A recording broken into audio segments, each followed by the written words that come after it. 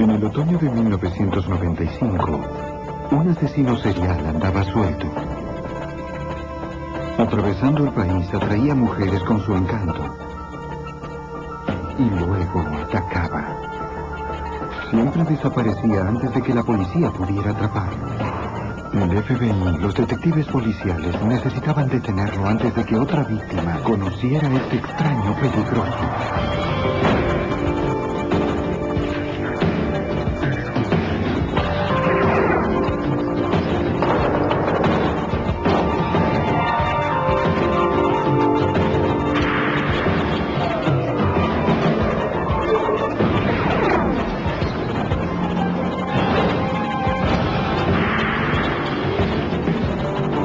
Los archivos del FBI.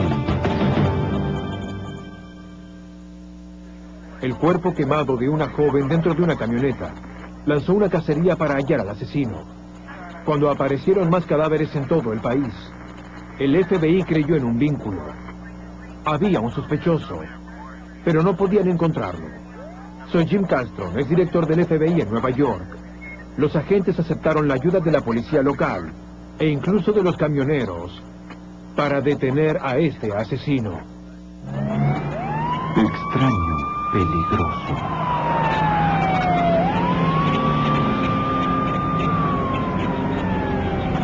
En las primeras horas del 29 de septiembre de 1995, el Departamento de Bomberos de Los Ángeles respondió al incendio de un vehículo en el hospital de Van Nuys. Hallaron una camioneta quemándose en un estacionamiento.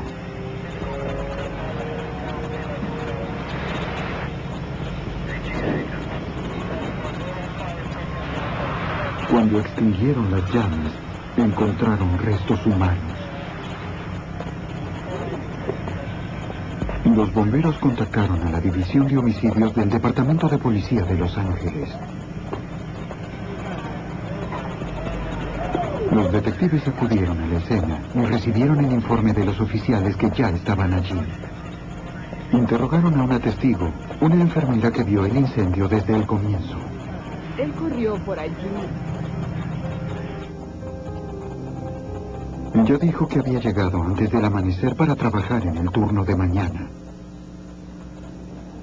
En el estacionamiento vio una camioneta en llamas y la silueta de una figura con cabellos largos huyendo del vehículo mientras las llamas brotaban. Nunca vio un rostro.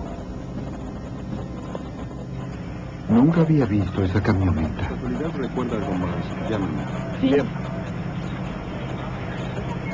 Los investigadores inspeccionaron el vehículo. El tipo de daño indicaba que el fuego había comenzado en la cabina y había ardido velozmente. Creían que había sido intencional. Utilizaron un acelerante, probablemente gasolina. El cuerpo en el interior parecía ser de una mujer, pero era irreconocible. Algunos objetos sobrevivieron al incendio. Una mochila, una cámara y un rollo de fotos sin revelar. Los técnicos recuperaron diversos documentos a nombre de Sandra Gallagher.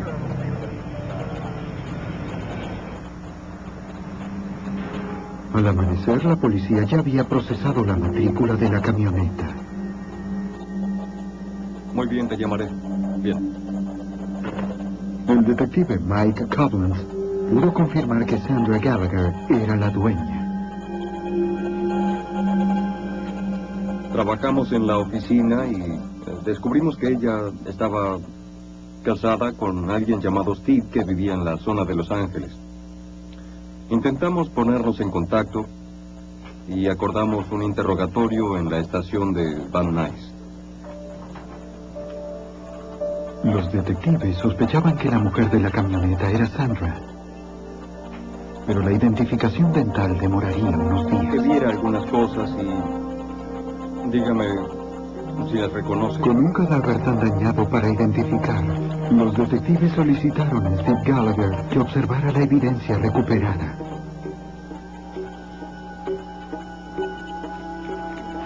¿Reconoce? Él dijo que la mochila, la cámara y otros objetos eran de Sandra. Bien. La policía reveló un rollo de fotografías que sobrevivió al fuego.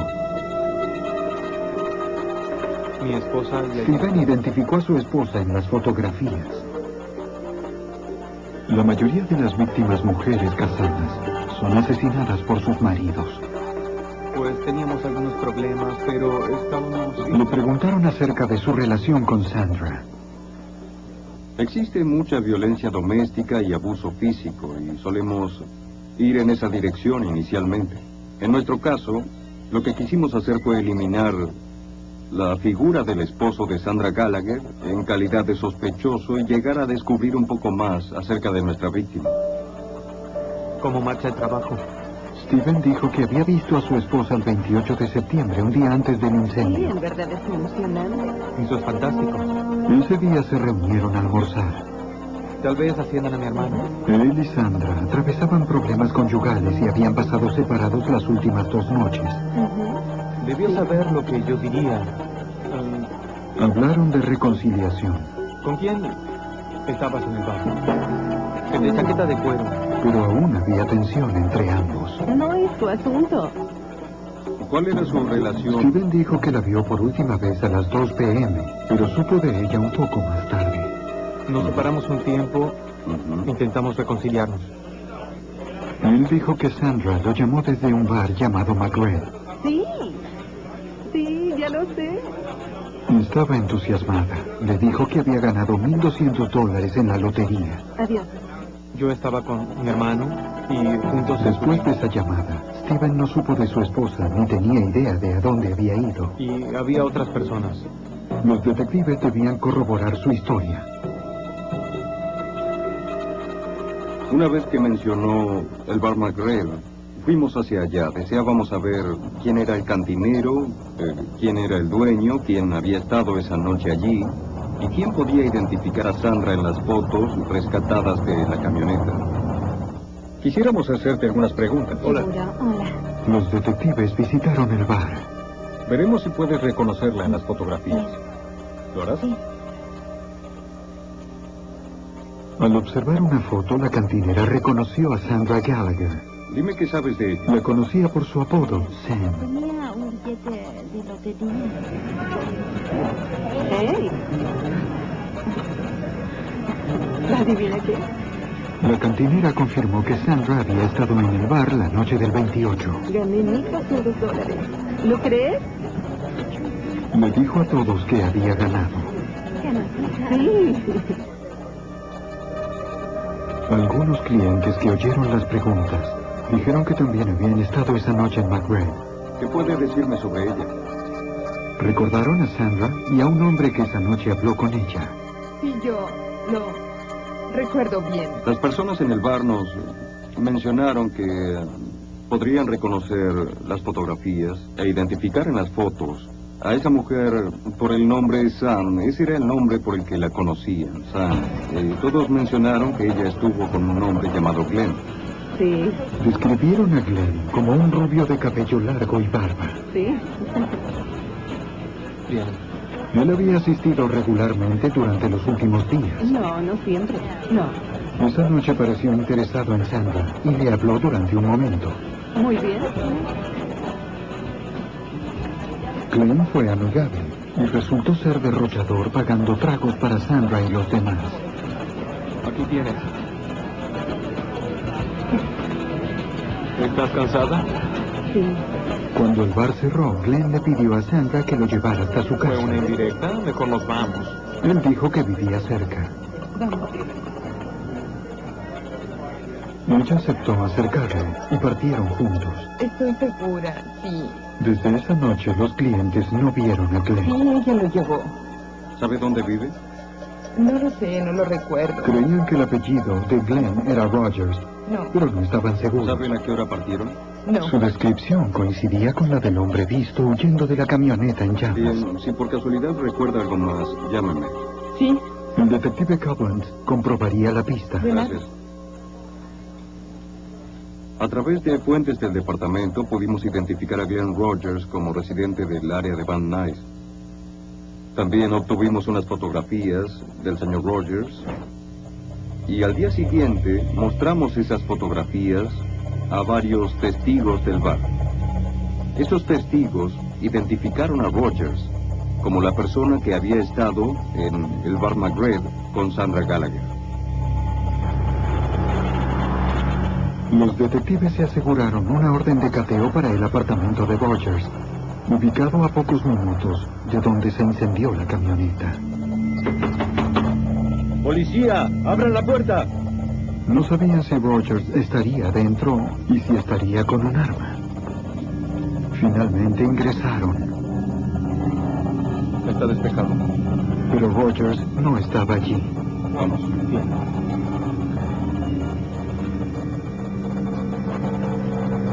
Parecía que Rogers había huido deprisa.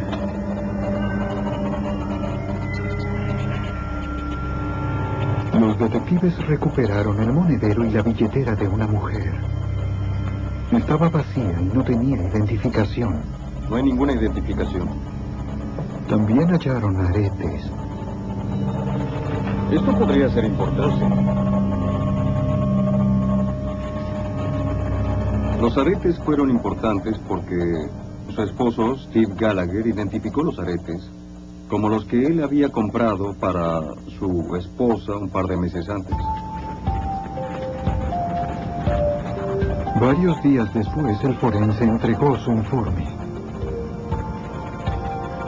Identificó los restos hallados en la camioneta como los de Sandra Gallagher. Determinó que no murió por quemaduras. Supimos que en la nariz de la víctima no había presencia de evidencia de fuego ni hollín. Eso nos dio la información de que, como ella no respiró todo ese humo, era evidente que había muerto antes del incendio.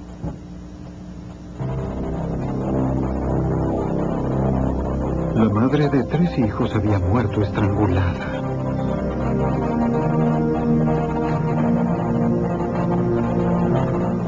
Los detectives de Los Ángeles inculparon a Glenn Rogers por la muerte de Sandra Gallagher y publicaron la orden de captura.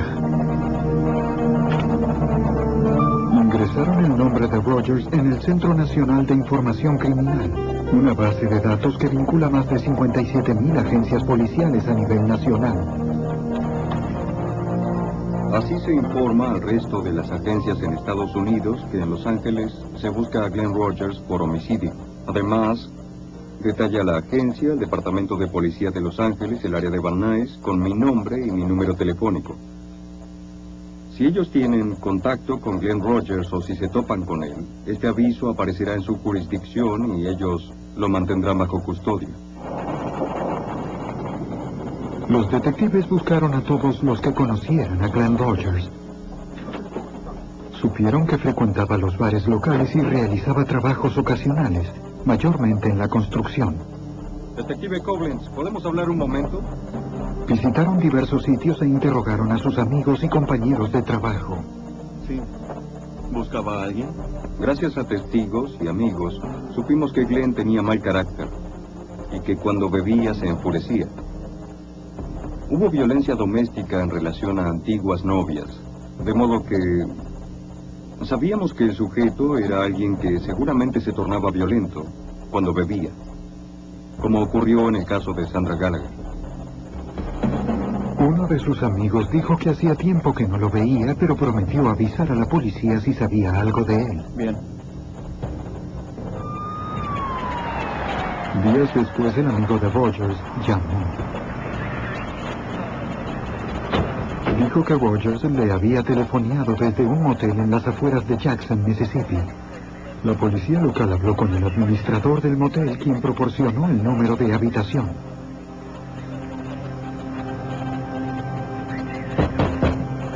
¡Policía, abra!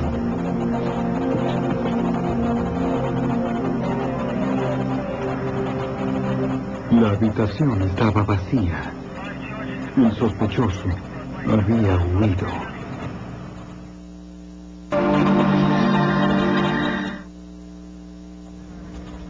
Días después, el 3 de noviembre de 1995, los detectives de Jackson, Mississippi, respondieron a otro homicidio. Los familiares de Linda Price la hallaron muerta en su tina.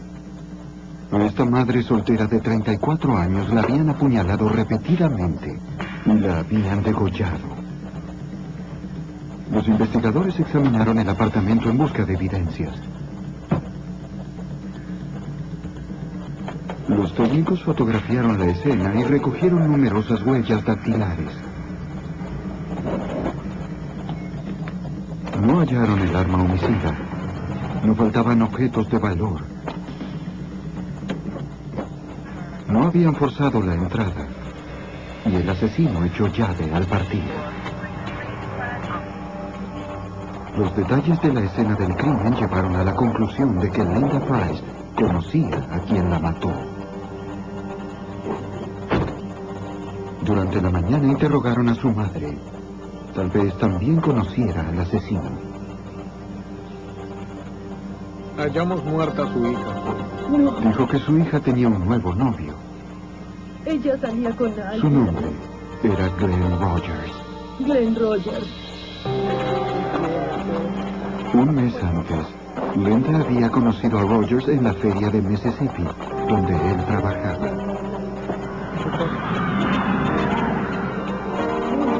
Él era encantador y Linda se enamoró de inmediato. Pronto rentaron un apartamento y se mudaron juntos. Al principio Linda parecía más feliz que nunca, pero últimamente se preguntaba si había cometido un error.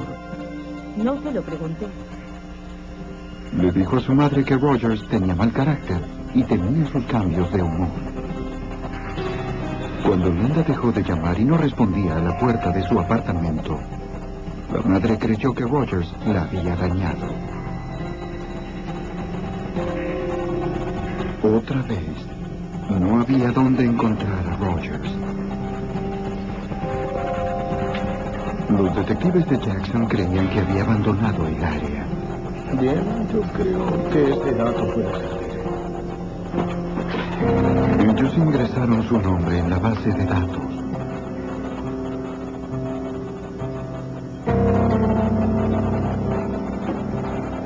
Al saber que en California lo buscaban por homicidio, contactaron al detective Mike Collins en Los Ángeles. Me llamaron desde Jackson, Mississippi, y me informaron del asesinato. Me pedían más información acerca de Glenn Rogers porque era el posible perpetrador del nuevo caso. Los asesinos siguen un patrón. Las víctimas en California y Mississippi habían sido seducidas por Rogers. Las aislaba de los demás y luego las mataba brutalmente antes de huir. Los investigadores creían que Rogers tenía una conducta violenta que no se detendría hasta que pudieran hallarlo. Nosotros sabíamos que teníamos un gran problema con este caso. Y también sabíamos que si no lo atrapábamos, habría más víctimas. La policía de Jackson solicitó al público que informara si veían a Rogers. Yo solo pido disculpas y también solicito... Hubo informes de testigos, pero Rogers marchaba un paso adelante de las autoridades. Los detectives contactaron a la oficina del FBI en Jackson. Hey, tengo otras fotografías de la escena del crimen. Creían que Rogers había abandonado el estado, como hizo después del homicidio en California. Por lo que yo puedo ver aquí, Los agentes emitieron una orden federal para que sus huidas no evitaran su enjuiciamiento. entonces lleva las Tal fotografías. vez los recursos federales pudieran detener al asesino. El agente especial del FBI, John Hilbert, ayudó a coordinar esta investigación multiestatal. Este caso fue muy veloz. El crimen de Linda Price cometido en Jackson aconteció el 3 de noviembre. El siguiente homicidio fue cometido el 6 de noviembre. Ese día, la policía de Tampa, Florida, acudió a la escena de un asesinato, la habitación de un motel rentada por Glenn Rogers. Como Linda Price, la joven yacía muerta en una tina. apuñalada por la espalda, el pecho y las muñecas. En la habitación no había identificación de la mujer, pero los investigadores advirtieron una cruz tatuada en su hombro. Sus pantalones y zapatos se encontraban apilados cerca del baño. Hallaron un brazalete en el fregadero.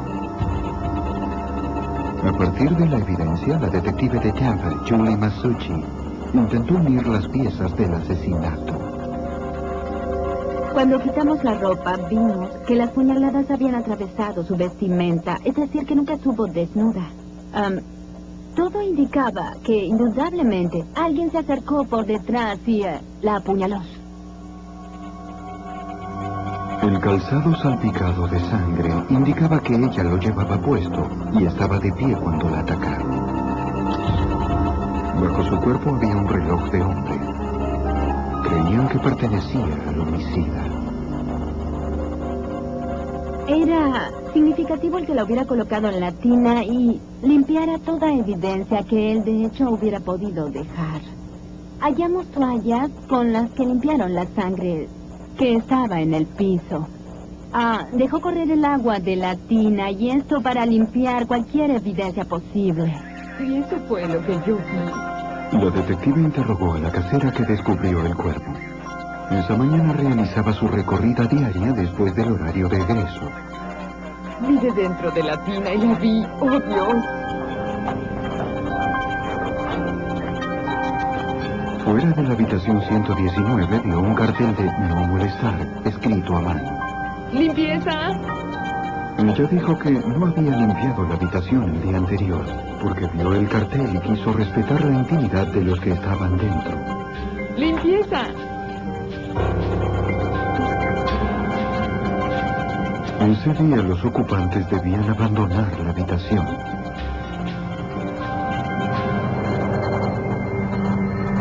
Cuando ingresó, hizo el atroz descubrimiento.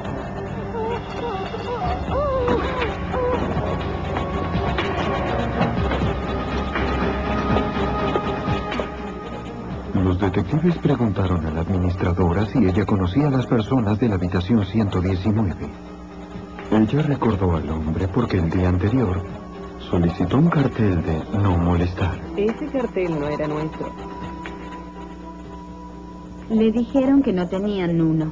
Entonces, él pagó por otra noche y les dijo que no deseaba que limpiaran su habitación y que deseaba estar solo. Aparentemente, regresó a su habitación, cortó una hoja de la guía telefónica, escribió no molestar y la colgó en la puerta. La administradora recordó al mismo hombre colocando maletas en un pequeño auto blanco. Él había pagado por otra noche. Ella no pensó que él partiría. Ella le advirtió acerca de robos recientes en el motel y le aconsejó no dejar nada en el vehículo. Gracias. Todo controlado.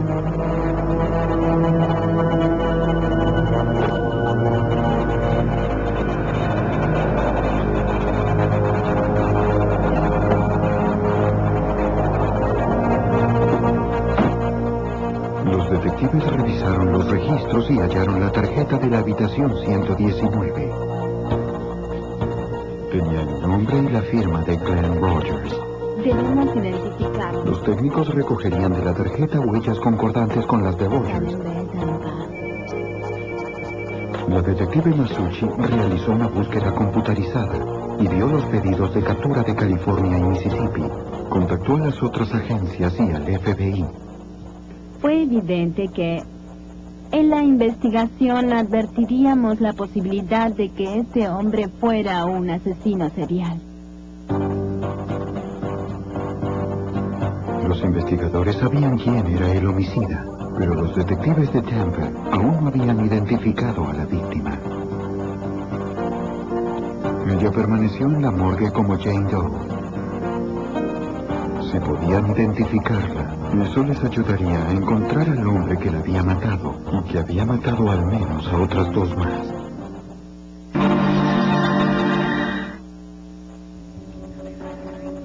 En el otoño de 1995, después de vincular los homicidios de California, Mississippi y Florida con un hombre, El FBI y los detectives locales buscaron al asesino serial Glenn Rogers. Hallaron a la última víctima en un motel de Tampa. Aún no la identificaban. Respondiendo al llamado de los medios, se presentó una mujer cuya hija llevaba 2 días desaparecida. Identificó positivamente el cuerpo de su hija, Tina Marie Krebs. Tina tenía 2 hijos. La madre de Tina relató a la detective Julie Masucci el último día de su hija. Supimos que Tina había trabajado y fue al bar Showtime ubicado en Gibson Tom. Se reunió con amigos. Se suponía que allí encontraría a su madre. Aparentemente es un bar familiar donde hay televisión y la gente se reúne a conversar. Estará listo en un minuto. Los detectives visitaron el bar Showtime. La cantinera dijo conocer a Tina y a su madre. El martes. ¿Martes? ¿Estaba sola? Ella confirmó que Tina estuvo en el bar el 5 de noviembre. También recordó que un hombre llamado Glenn estuvo allí la misma noche. ¿Cómo estás, hermosa? Él habló con Tina y las demás. Déjame a mí, disfruta. Pagó una ronda de tragos con un billete de $100. La cantinera dijo que el hombre era muy amigable y pronto conquistó a Tina. Ella habló con un hombre. Finalmente, él pidió a Tina que lo llevara a su casa. ¿Puedes describirlo? Él era... Él dijo que su motel se encontraba cerca y le prometió a Tina que regresaría a tiempo para reunirse con su madre. Genial, gracias. Tina finalmente aceptó y dijo a los demás que regresaría pronto. No puedo creerlo. Ella no es así. Cuando la madre llegó al bar Showtime, se sentó a aguardar y su hija no apareció. Utilizó el buscapersonas para saber dónde estaba. Y dijo que tenía una relación tan cercana con su hija que inmediatamente supo que sucedía algo porque nunca le respondió. La detective Masucci también supo que Tina era dueña de un Ford Festiva blanco, el mismo auto en que la administradora del motel de Tampa vio a Rogers colocar sus maletas. Actualizó la base de datos y añadió el Festiva y su número de matrícula a la información del fugitivo.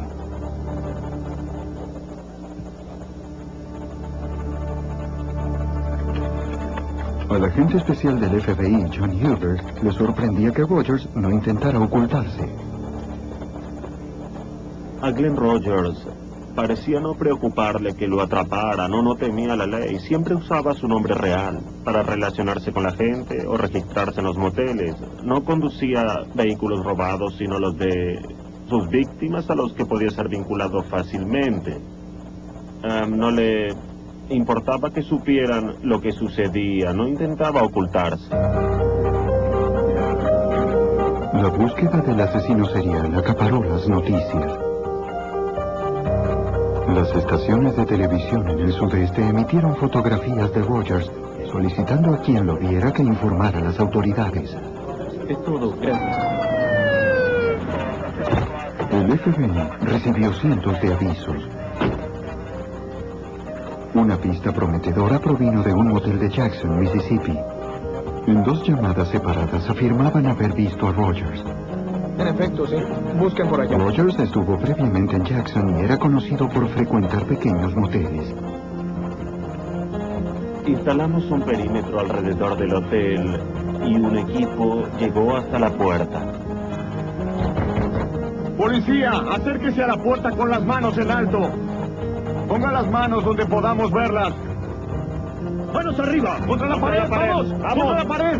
Los agentes fueron cautos hasta que pudieron identificar al hombre. ¡Vamos, amigo! ¡Abra las Sobre la piernas! pared, ¿dónde está? ¡No se mueva!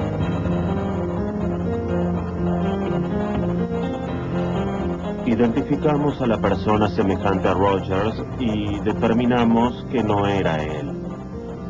Luego inspeccionamos todo el hotel y los hoteles vecinos, pero no lo hallamos. En este caso era muy importante atrapar al individuo lo antes posible, porque según sus antecedentes continuaría matando hasta que fuera capturado. El FBI pronto supo que en Luisiana había sido la siguiente escala. El 10 de noviembre de 1995 hallaron a Andy Sutton, madre de 4 hijos, muerta en su apartamento de Bossier City. Contusiones en las piernas. Como las otras dos, tenía múltiples puñaladas en el pecho y la espalda. Un detective de Bossier City interrogó a la compañera de habitación de la víctima y a su exnovio. A las 9 de esa Cuénteme, ¿hubo alguien? Era una camarera que había trabajado hasta tarde, la noche en que mataron a Andy. Ingresé y entonces sucedió.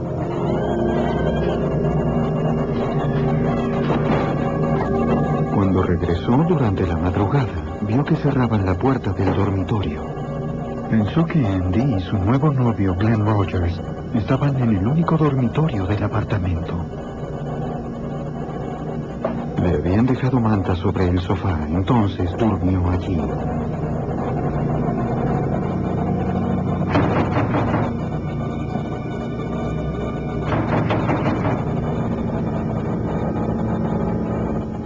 Al amanecer la despertó alguien que llamó a la puerta. Oh, Dios. Dile a Andy que estoy aquí. Era el exnovio. Todavía duerme. Lo sé, pero de todas maneras quiero verla. Él deseaba hablar con Andy.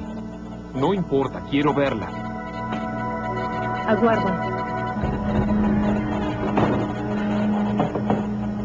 Andy. Andy. En el dormitorio, halló el cuerpo de Andy bajo las sábanas. ¿Qué?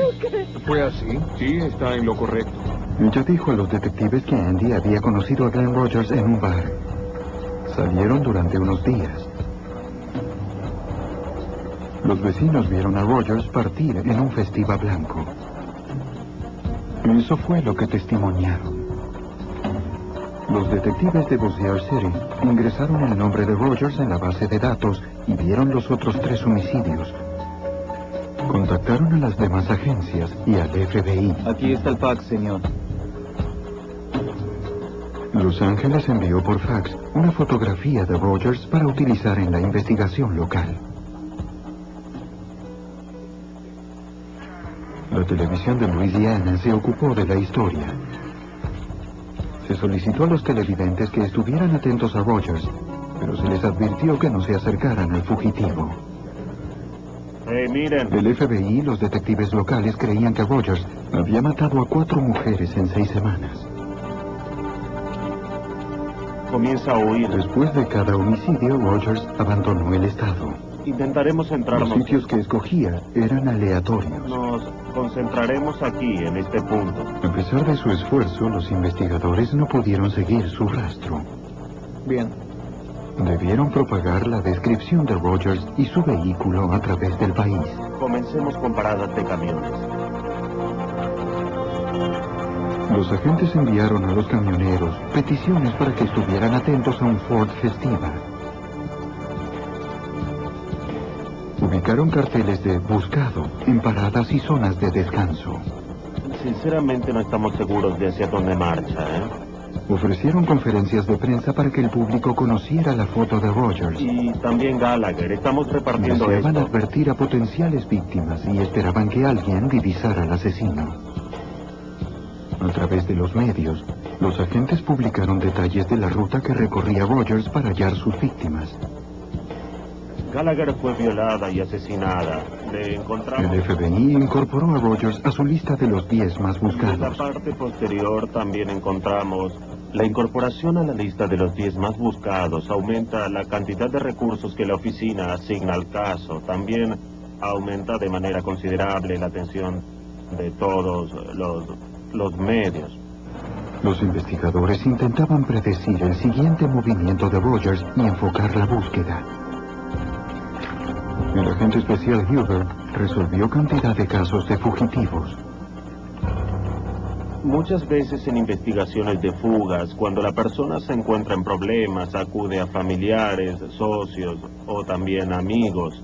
En este caso en particular, la familia y amigos de Rogers se encontraban en el área de Kentucky. Allí es donde focalizamos los recursos. Las autoridades de Kentucky recibieron teletipos acerca del fugitivo. El detective Bob Stevens de la Policía Estatal estaba familiarizado con el nombre Glenn Rogers. Lo buscaba desde hacía 2 años. Buscaban a Rogers para interrogarlo acerca de la desaparición y posible homicidio de su compañero de habitación, Mark Peters, de 71 años.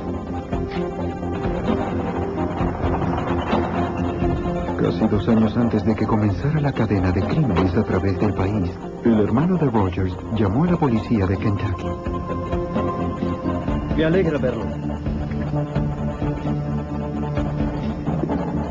Hallaron el cuerpo en la cabaña de la familia.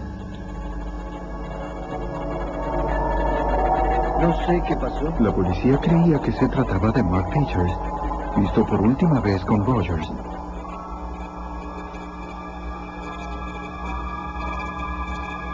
La cuerda atada alrededor de pies y manos del cadáver coincidía con la hallada en el hogar que los hombres compartían.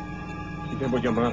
No se pudo determinar la causa de la muerte y no pudieron hallar a Rogers. 1029 Apple Place. El caso continúa abierto y pendiente. Teníamos un sospechoso, Glenn Rogers. No pudimos rastrearlo debido a que viajó en autobús, en tractor y también utilizó un automóvil. Fue difícil seguirlo y averiguar su siguiente paso. Aún así, el enfoque en Kentucky dio sus frutos.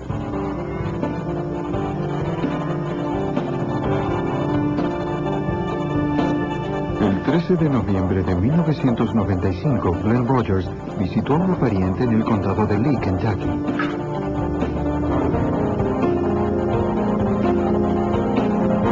Cuando él se marchó, ella llamó a la policía estatal. Creo que ustedes buscan a mi sobrino. Glenn Rogers. Dijo que conducía un pequeño vehículo blanco y se dirigía hacia la Interestatal 75.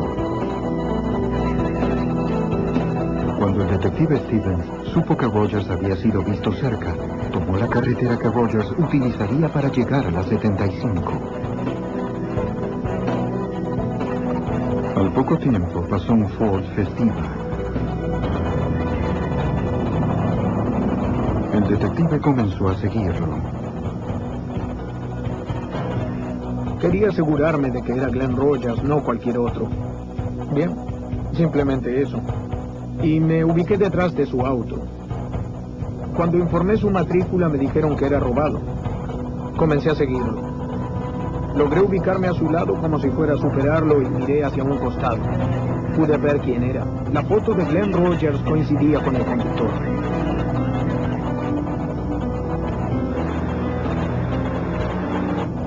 El detective solicitó refuerzos. Un oficial estacionado cerca se unió a la persecución. Siguieron a Rogers durante un largo tramo.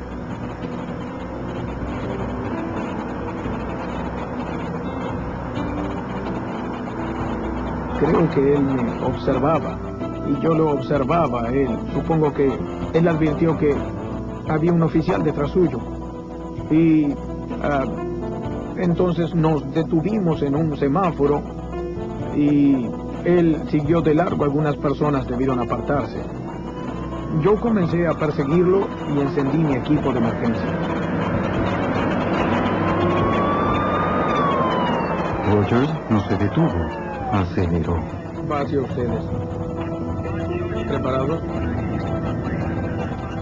Varios kilómetros delante, la policía bloqueó la carretera y despejó el tránsito. ¡Muévase! ¡Muévase! Esperaban que fuera la última parada del furtivo homicida.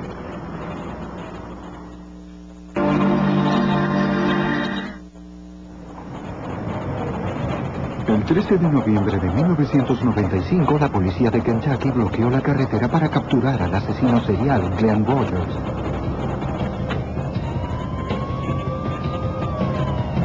Oficiales armados aguardaban en la barrera.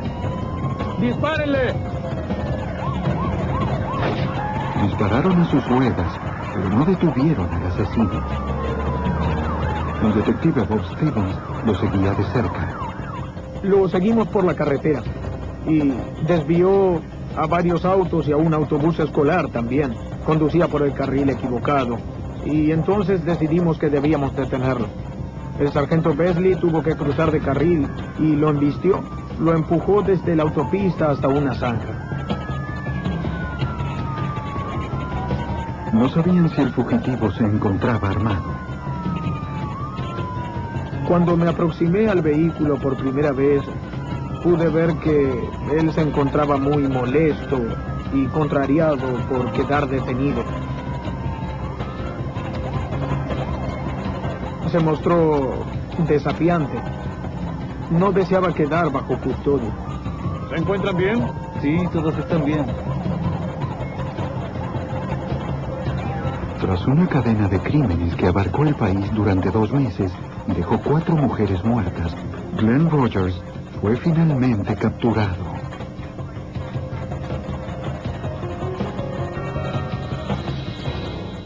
El número de identificación del Festiva Blanco confirmó que el vehículo pertenecía a Tina Marie Krebs, la víctima de Florida. Los técnicos inspeccionaron el auto en busca de evidencias. Hallaron pantalones cortos con sangre, una manta y el bolso de una mujer. Esos y otros objetos vinculaban a Rogers con los asesinatos de Mississippi, Louisiana y Florida. Bien. Observen. Díganme qué tenemos. El FBI sirvió como depósito de toda la evidencia. Bien. ¿Reconoces eso? Los agentes y detectives de 5 estados se reunieron en Kentucky para delinear el caso. Alguien se tomó el tiempo para... Agentes y detectives acordaron que el mejor caso contra Rogers era el de Florida. Julie Masucci, la detective de Tampa, se reunió con detectives y fiscales para rever la evidencia. Es Rogers. Coincide perfectamente con la descripción física. Creían que el reloj hallado en la tina junto a la víctima pertenecía a Rogers. Una fotografía de Rogers con Linda Price, la víctima de Mississippi, reveló que él usaba ese tipo de reloj. Los testigos confirmaron. La detective Masucci confiaba en su caso, debido a la evidencia física que implicaba a Rogers. Teníamos el vehículo de Tina Krebs, en el que lo atrapamos. Teníamos sus pantalones, que contenían algo de ADN correspondiente a Tina Krebs.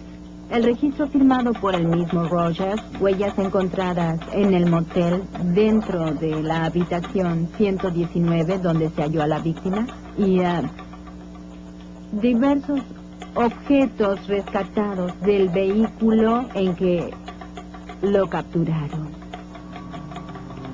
El 11 de julio de 1997, casi 2 años después del asesinato de Tina Marie Krebs en un motel de Tampa, Glenn Rogers fue condenado por homicidio en primer grado y sentenciado a muerte en Florida. 2 años después, lo extraditaron a Los Ángeles para juzgarlo por la muerte de Sandra Gallagher, cuyo cuerpo se quemó durante el incendio de una camioneta. Roció combustible sobre la víctima y en la cabina del vehículo, y fue visto. Los demandantes delinearon para el jurado las últimas horas de la víctima. Y esos fueron los acontecimientos del día del crimen. ¿Fue una indirecta? Mejor nos vamos. Demostraron que Sandra y Glenn Rogers abandonaron juntos el bar McRae el 28 de septiembre de 1995.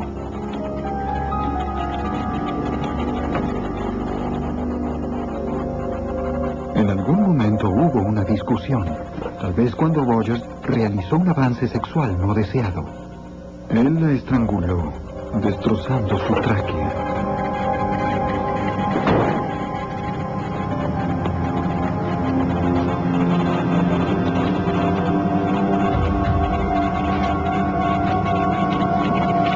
Intentando destruir evidencia, Rogers roció con gasolina el cuerpo de Sandra y la camioneta. Encendió el fuego y huyó. Veamos. El 16 de julio de 1999, el jurado nuevamente encontró a Glenn Rogers culpable por asesinato. recibió su segunda condena a muerte en el estado de California. Se lo declara culpable. Debido a que Glenn Rogers ya había recibido 2 condenas a muerte, los fiscales de Luisiana y Mississippi decidieron evitar emociones a los familiares de las víctimas. Voltea. Glenn Rogers dejó a 11 niños sin su madre. La importancia de detenerlo era clara para la detective Julie Masucci y los demás investigadores. Como mujer, no como detective ni oficial de policía, creo que hay muchas mujeres que se sienten seguras desde que no está más en la calle. No tenía respeto por la vida humana, ni por los sentimientos de las familias que quedaban destruidas. No le importaba. Me hace feliz que él se encuentre tras las rejas y que nunca salga de prisión para dañar a otras mujeres. Es un asesino de la peor calaña. Los investigadores sospechan que Rogers es responsable de más homicidios no resueltos. Él dijo que había matado a decenas. Las autoridades intentan resolver más homicidios y también cerrar los casos que puedan vincularse a Glenn Rogers.